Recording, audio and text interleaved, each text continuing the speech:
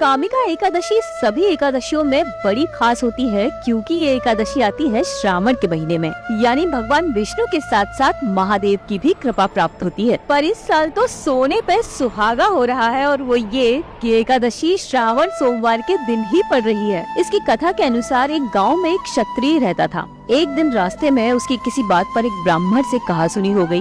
बात इतनी बढ़ गई कि क्षत्रिय ने आवेश में आकर ब्राह्मण को धक्का दे दिया और दुर्भाग्यवश उसकी मृत्यु हो गई। कुछ समय बाद उसको अपने किए पर पछतावा हुआ और उसने ब्राह्मण के अंतिम संस्कार की जिम्मेदारी ले ली। गांव के लोगों से क्षमा भी मांगी, लेकिन गांव के पंडितों ने साफ मना कर दिया। उन्होंने कहा, तुम पर ब्रह्म हत्या का दोष है और जब तक तुम इसका प्रायश्चित नहीं करते हम कोई भी धार्मिक कार्य में शामिल नहीं होंगे। क्षत्रिय परेशान था। उसने बार बार विनती की कि उसे कोई उपाय बताया जाए जिससे वो पाप मुक्त हो सके। पंडितों ने उसे सलाह दी कि अगर तुम सच्चे मन से सावन के कृष्ण पक्ष की एकादशी यानी कामिका एकादशी का व्रत रखोगे, भगवान विष्णु की पूजा करोगे, ब्राह्मणों को भोजन कराओगे, दान करोगे तो अपराध से मुक्त हो जाओगे। तब क्षत्रिय ने वैसा ही किया और कुछ समय बाद स्वयं भगवान विष्णु उसके सपने में आए और उनसे कहा कि अब तुम ब्रह्म हत्या के पाप से मुक्त हो चुके हो। गाँव के सभी लोग उसकी तपस्या से प्रभावित हुए और उसे खुशी खुशी स्वीकार कर लिया। कहते हैं कि तभी से कामिका एकादशी का व्रत रखने की परंपरा चली आ रही है, क्योंकि इससे आपके सभी